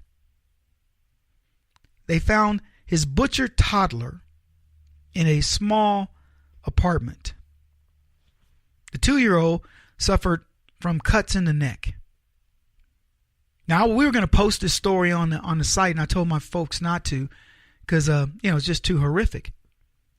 But this father cut the head off, sliced the neck of his 2-year-old baby, his daughter, because he was mad at the mother. Now, people do some mean things to people in the United States. Leftists. Beat women, shoot women. They do mean stuff. I've seen them misuse babies. I saw the story about a lady who put her kids in an oven. I mean, it's horrible. These Pakistanis fit right in with that culture. But let me tell you what we think, we conservatives. We look at that behavior as abhorrent. I would love to get that guy in a room and just do some ground and pound on him. Same with this black lady that put her babies in an oven. I'd love to get, Kevin, we don't hit women. That's a woman I'd hit. The media said the cops saw this child when they went into the apartment and they broke down crying. The mother was in shock and she's in a hospital. But this is the culture of people. Islamic Pakistani man who said, I'll get back at my wife who doesn't want to follow the Quran and be all submissive to me and whatever. I'll kill our daughter. We got people like that right in our midst. Germany's dealing with it. Everybody's dealing with it. And the left want us to think we're crazy. Because we have a culture that respects children, respects wife, respects women. I said children because I was thinking of children and women. Respects children. I might come up with my own language for this show one day. But I'm not trying to make light of it. But we do. We respect women and children and our elders and people like this. And this culture doesn't. A culture of crybabies. And when we come back, I'm going to tell you what these crybabies have planned coming up on election night.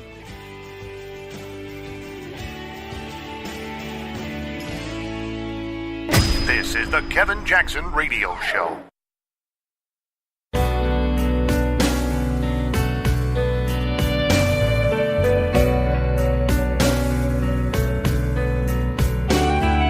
This is the Kevin Jackson Radio Show.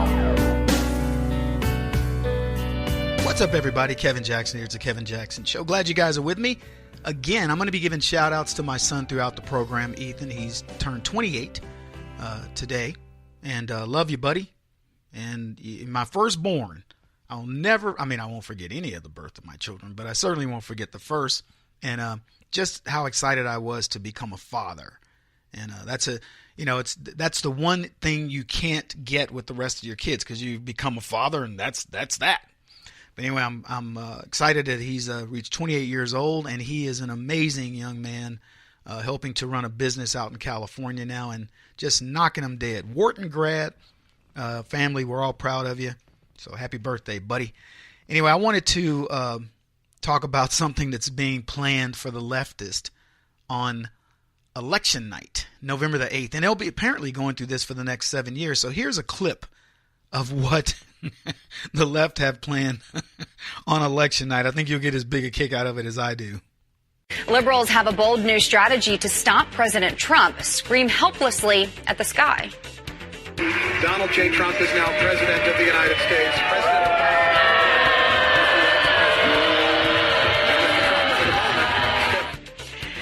This is not a joke. According to Facebook invites, more than 4,000 people nationwide are planning to scream their lungs out at the sky as a protest on the anniversary of President Trump's historic election win on November 8th. Everyone in here's laughing. I can't stay serious. People are now forming watch parties to see the events. Did you chuckle? Welcome back, everybody. Kevin Jackson here.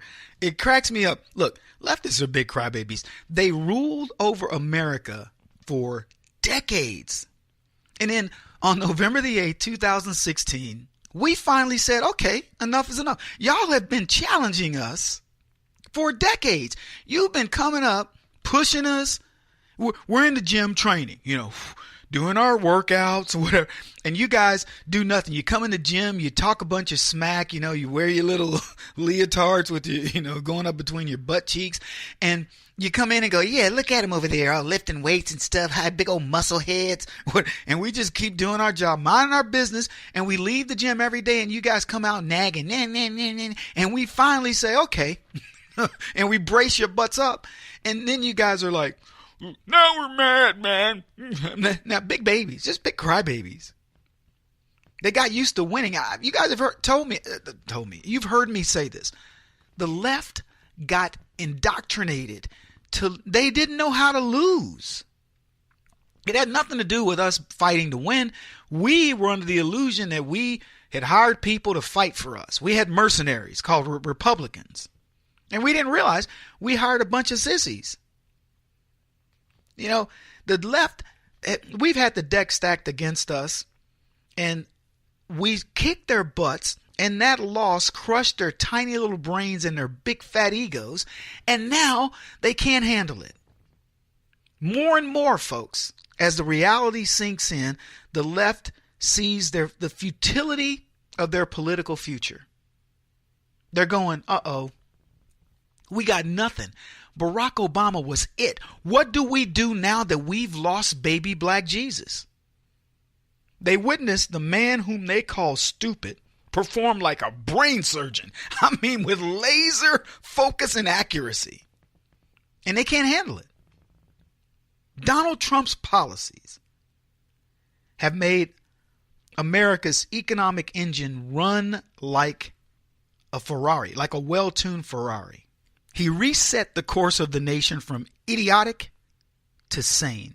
And he's left these insane idiot leftists looking for what would previously be called mama's milk, but you can't use mama anymore because it could be your daddy. You know what I mean? So the left, they're going, what can we do? The voting booth won't be friendly for the left in 2018. Guys, I've already made my predictions. You've seen them. The Republicans are going to win. And I'm talking about the real Republicans, the people who put Republic in Republican. They're going to win. You're going to watch new faces enter Congress, new faces enter the Senate. And these are going to be people that will understand that at least for the next 6 years, they better be in lockstep with this president and the agenda of the conservatives in this country. The agenda of the Tea Party community. This is fun to watch. It really is. Moderates are shifting from left to right, having seen the tactics of the left with groups like BLM, Black Lives Matter, Antifa. These guys are going, I want no part of that. The Democrats, they have no strategy.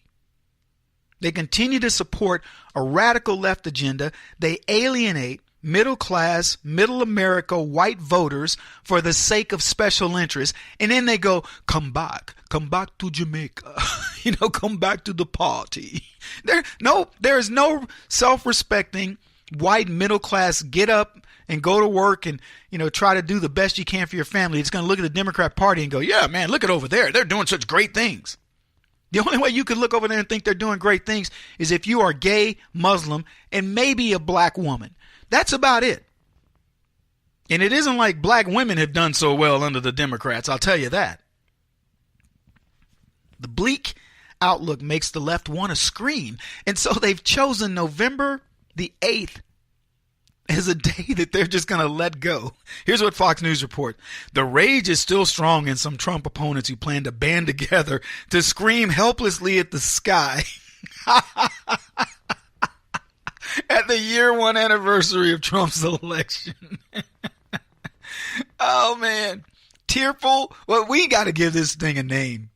We got to give it a name. I don't know what we can call it, but, crybaby night or whatever, but it's got to be on the calendar.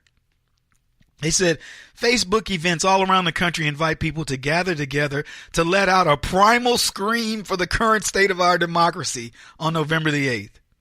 The idea came from Boston, That's their equivalent of the Tea Party. They're going to call it the Cry Party. You need to join the Cry Party. We're big and we're bad, and we're going to do something this next election cycle. Oh, my goodness. They said it was in Boston where people gathered in America's oldest park, the Boston Common, to scream. Other liberal cities like New York, Austin, and Philadelphia picked up the idea. This administration has attacked everything about what it means to be American. Who wouldn't feel helpless every day? Boston organizer Johanna Schulman said. Coming together reminds us that we are not alone, that we are part of an enormous community of activists and are motivated and angry. Those actions can make a difference. Over 33,000 so far has said they are interested in the Boston event, with more than 4,000 planning to go. Meanwhile, in New York City, 15,000 said they're interested to scream. To scream in Washington Square Park, and over 2,000 plan to go. New York organizer says, while he thinks we're a bunch of exasperated people who want to feel connected. Man. Philadelphia organizer, Philadelphia United for Progress, assured they know we're not helpless. Fans in Philly are encouraged to scream in solidarity from their backyards if they can't attend. Tantrum Day, that's what I call it. Tantrum Day. They're going to scream all the way from their safe neighborhoods to their good jobs. And as the economy continues to flourish, they're going to scream all the way to the bank. They're going to scream as more people live the American dream. Then one day, they're going to wake up from their delusions. They're going to wake up from the nightmare that was Barack Obama, and the screaming's going to stop. And you know what, folks? Do you have a friend that made that conversion from leftism? Seriously, think about it. I have a bunch of them. And they tell me, Kevin, man, I was one of these dogmatic leftists, and man, everything was through this vision. And I go, and what happened? And they go, my mind opened. See, the left believed themselves to be open-minded. Their mind opens. It's really that simple. Suddenly, they are you could say, Kevin, you're dyed-in-the-wool conservative. No, I'm a dyed-in-the-wool realist who looks at life through a certain level of thinking. I look at it logically, and then I look at it through my own existence. And here's what I don't do. I don't take my own existence and say, these rules of logic don't apply. It's like I always use gravity as an example, or the scientists believing the world was flat, and everybody believed them. Well, somebody observed that ships disappeared, so they couldn't be flat. And suddenly the world changed. That's the way I look at it. We all have our ideas about things, but those ideas are subject to be wrong. That's just the nature of man. But science is real. Gravity is 9.8 meters per second squared. That's the rate at which things fall. If I were to say, well, white guys don't run faster than black guys, is gravity different for white people? Do they have more gravity? They don't jump as high. Gravity mustn't apply differently to white folks. No, it applies the same. But if I notice that, I could say, wow, gravity must be different for white people than blacks. 98% of scientists say gravity is harder on whites than it is blacks. They're going to stop screaming, folks, when they stop with this idea of what they believe it is. They're not even living their own lives. It's just somebody telling them. Kevin Jackson on the Black Sphere Radio Network. Do you owe back taxes to the IRS or state? The secret to avoiding the IRS nightmare is to seek professional representation. My friends at Security Tax Associates provide the most cost-effective and ethical representation in the industry while helping to avoid seizures, levies, and wage garnishments. Security Tax Associates is here to ensure that the appropriate steps are taken to permanently eliminate any possibility of future tax burdens once and for all. For a free, no-obligation consultation, contact Security Tax Associates, 844-779-4177. That's 844-779-4177. 844-779-4177. Or visit them at securitytaxassociates.com.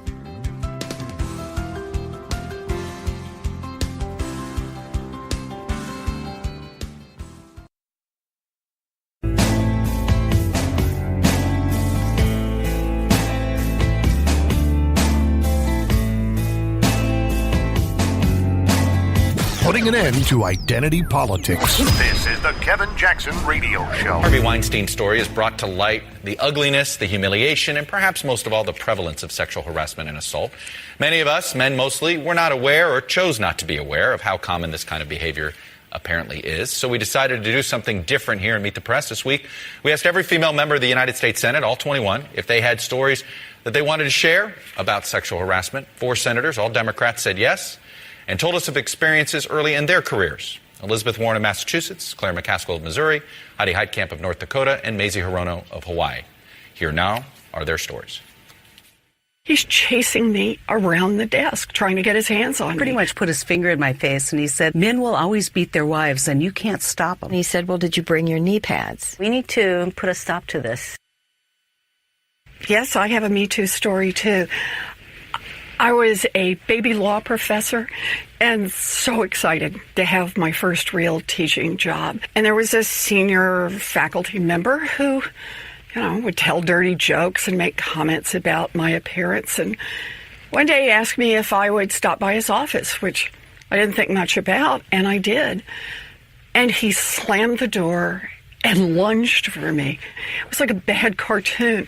He's chasing me around the desk, trying to get his hands on me. And I kept saying, you don't want to do this.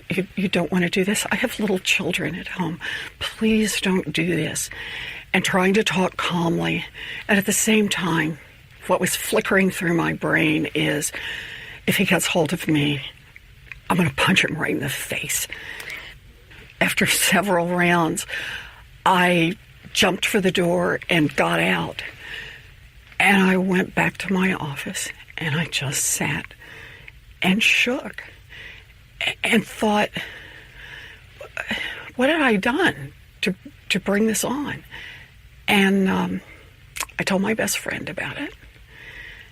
Never said a word to anyone else. But for a long time, I wore a lot of brown.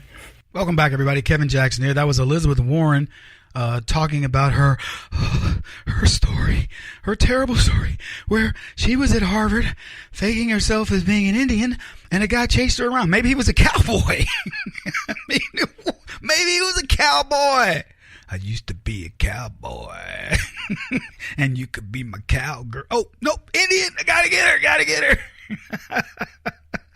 Oh, man, I'm listening to this story going, what a lie. What a blatant lie. Elizabeth Warren wants us to believe that she was, chased around and people were, woo, oh my goodness. Yeah. Harrowing experience. Monumental deflection from the behavior of leftists. Repeat, leftist men is what the media and the leftists now want to cover up. So now everyone wants to get into their Me Too story. And you can bet, folks, in typical Hollywood fashion, these stories get better and better with each telling. I'd love to hear Elizabeth Warren tell this story 2 years from now. Oh my gosh, you wouldn't believe it. He was faster than lightning. And then he grabbed me. And next thing I knew, he had to grip. It was like getting gripped by a cougar. But some good-looking lady from the suburbs? No, not that kind of cougar. Oh, I get it. Squaw Warren doesn't realize what she's done, but in her tale of woe, she claims to have been chased around a desk by a dude who suffered from polio, a professor who suffered from polio. What was he doing? Chasing her around in them little... I mean, and here's what's really funny about this story, too. Elizabeth Warren is telling you about yet another industry. I've already covered one with Clooney saying, oh, my wife, she's into human rights activism, and the guys who are helping to free these women from sex slavery, they're lechers. And here's Elizabeth Warren going, in academia, there's a bunch of lecherous men, and the minute I closed the door, Dr. So-and-so came after me. He became Dr. Funkenstein. That was that's a reference to a black dude's George Clinton's song, We Love You, Dr. Funkenstein. He's a funk musician. He plays that type of music. Just in case you guys didn't get it. The audience got it. They listen to funk. Academia, full of lecherous leftist men. And trust me, the co-eds can prove it. I tell you all the time, you send your daughters to college thinking, oh, it's all, fun and games. And then some professor goes, hey, you'd have a really good career if you just kind of went along to get along.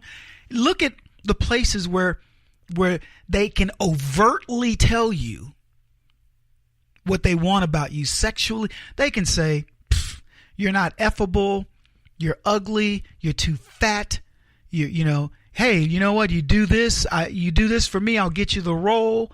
Anywhere they exercise control, these leftist men, but women are just pieces of meat. But Warren's lying too. Baby law professor, my first real teaching job. As I faked my way into that job being an Indian, professor says, hey, why don't you stop by the office? Blah, blah, blah. And then he chased me around. Yep. She didn't realize that the story was already out there. She told it before. And I like how she ended that. And I'll get back to this guy having polio, but she ended with, I wore a lot of brown. What kind of racist comment is that? What, is brown not a sexy color, Elizabeth? I'd love to hear Sarah Palin say something like, after that incident where I was sexually, harassed, I wore a lot of brown. She's a racist. Look at her talking about brown. What's wrong with brown? And Elizabeth Warren would be wearing a brown vagina on her head and saying, look at what Sarah Palin just said. And then they'd have a big march against her and, of course, against Donald Trump and say, Donald Trump doesn't like the brown. But no, she can say it. I wore a lot of brown. What's that mean? Is that code for something? Maybe you guys know. KJRadio.1. Contact me.